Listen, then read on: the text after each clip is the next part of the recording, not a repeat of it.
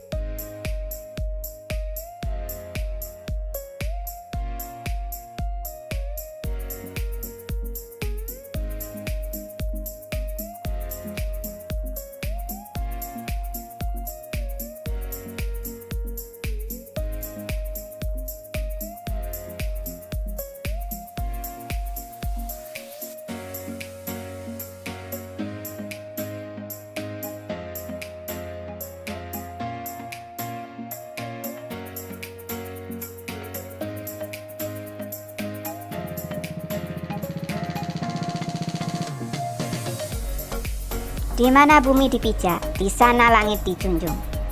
Kewajiban bagi kita untuk mentaati aturan atau hukum yang hidup di masyarakat, supaya kehidupan aman, tertib, tentram, dan damai seperti yang didambakan kita semua. Jadi di mana-mana kita harus mentaati aturan setempat, ya.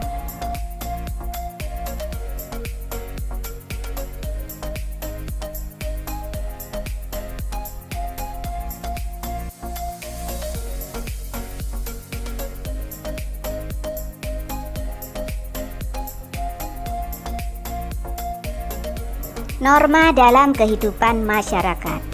Pengertian norma. Norma adalah aturan atau ketentuan yang mengatur kehidupan warga masyarakat. Digunakan sebagai panduan tatanan dan pengendali tingkah laku. Dalam kehidupan bermasyarakat, setiap manusia memiliki perbedaan kepentingan. Untuk melindungi kepentingan dan menghindari perselisihan akibat perbedaan kepentingan tersebut, maka diperlukan adanya aturan hidup yang disepakati bersama yang dinamakan dengan norma.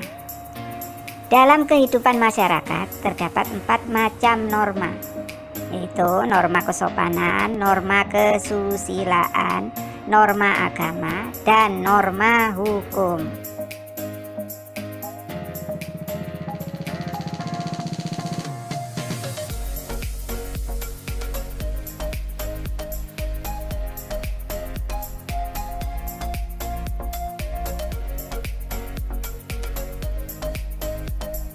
Di dalam masyarakat terdapat 3 kategori kepentingan yang dilindungi oleh norma hukum.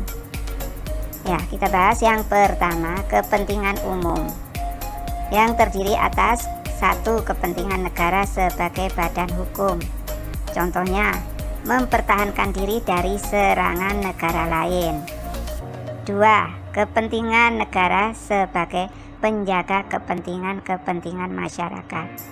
Contohnya, menjaga fasilitas-fasilitas publik dan kestabilan ekonomi.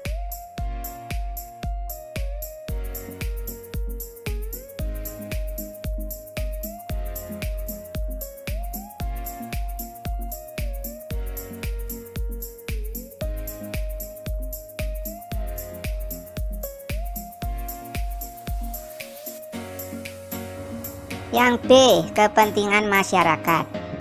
Itu terdiri atas 1. Kepentingan masyarakat bagi keselamatan umum. Contohnya, perlindungan hukum bagi keamanan dan ketertiban. 2. Kedua, kepentingan masyarakat dalam jaminan lembaga-lembaga sosial.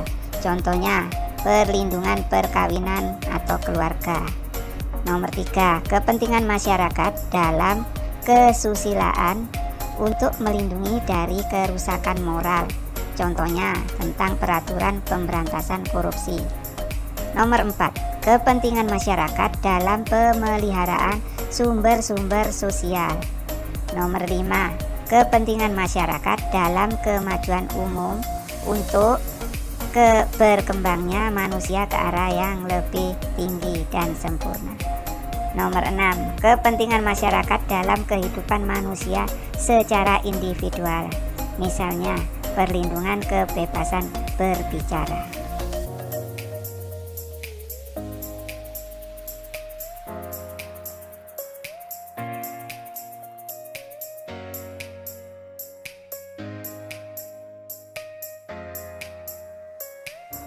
Sekarang yang C, kepentingan pribadi. Itu terdiri dari 1, pribadi. Jadi kepentingan pribadi contohnya perlindungan terhadap fisik. Nomor 2, dalam rumah tangga. Contohnya perlindungan lembaga perkawinan. Nomor 3, kepentingan substansi. Contohnya perlindungan harta benda.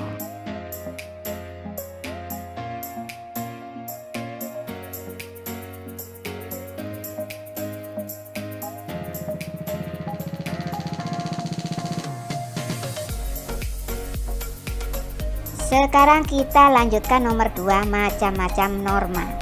Ada 4 macam norma yang berlaku di masyarakat, yaitu A. Norma kesusilaan, yaitu peraturan hidup yang bersumber dari suara hati nurani manusia.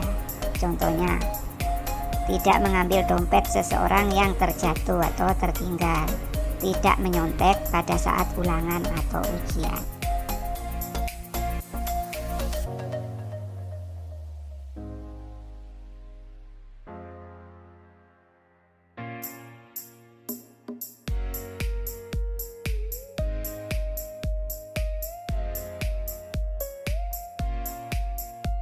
Kita lanjutkan yang B ya, norma kesopanan, yaitu peraturan hidup yang bersumber dari pergaulan hidup manusia.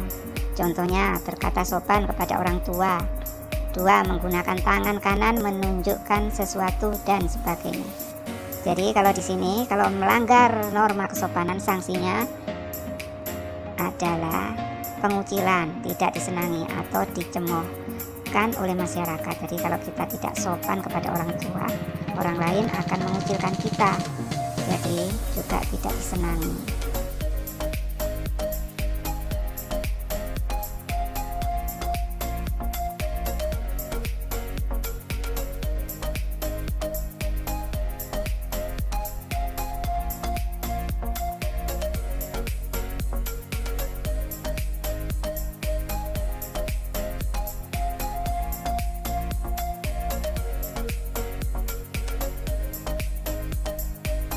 Kita lanjutkan yang C, norma agama. Norma agama ini peraturan hidup yang bersumber dari wahyu Tuhan. Contohnya, melaksanakan ibadah sesuai dengan ajaran agama yang dianutnya. Menjauhi larangan yang diperintahkan oleh Tuhan dalam kitab suci. Jadi hal ini sesuai dengan Undang-Undang Dasar 1945 pasal 29 ayat 1. Negara berdasar atas ketuhanan yang Maha Esa.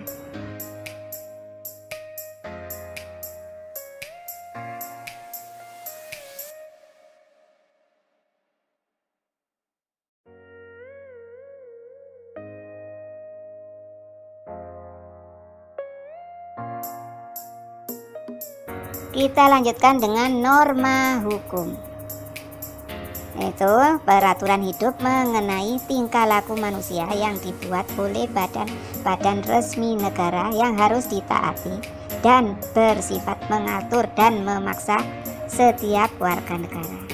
Jadi norma hukum memiliki 2 sifat, yaitu perintah, memerintahkan orang berbuat sesuatu, Jika tidak berbuat, maka ia melanggar norma hukum tersebut.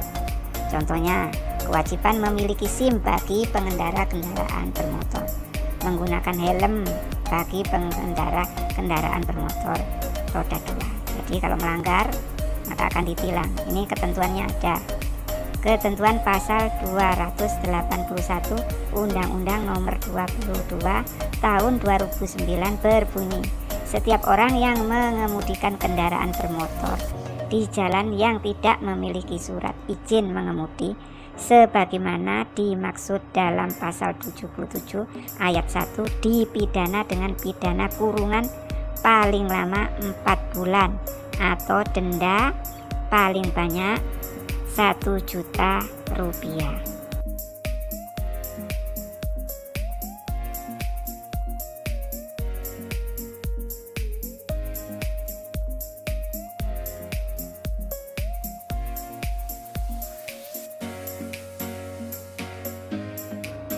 B. Larangan, yaitu melarang orang berbuat sesuatu, dan jika orang tersebut melakukan perbuatan yang dilarang, maka ia melanggar norma hukum tersebut. Contohnya, larangan bagi pengemudi kendaraan bermotor melebihi batas kecepatan paling tinggi yang diperbolehkan. Jadi ini dilarang kalau melebihi batas. Jadi kalau melanggar, dia akan dihukum atau didenda.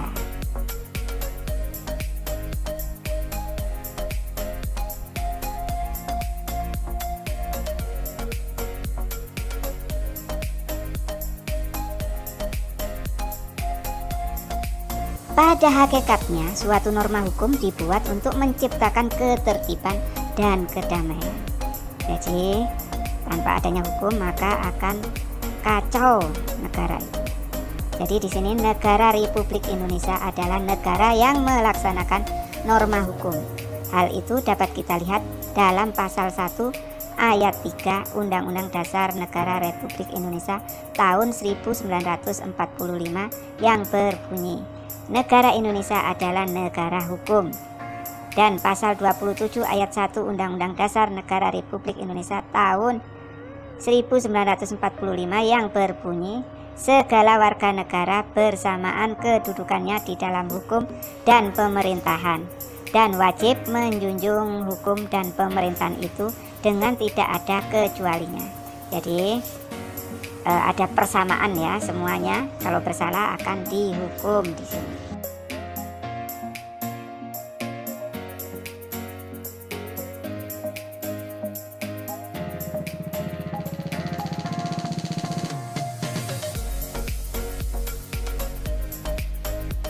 Jadi manfaat mentaati norma bagi diri kita sendiri yaitu membuat hidup menjadi tenang, membuat pergaulan menjadi rukun, tertib dan damai, mengendalikan tingkah laku agar sesuai dengan norma. Ya. Terus 3, akibat pelanggaran terhadap norma bagi masyarakat, mengakibatkan perselisihan, pertengkaran atau kekacauan, melanggar hak-hak orang lain, merugikan hak atau kepentingan orang lain. Jadi itu.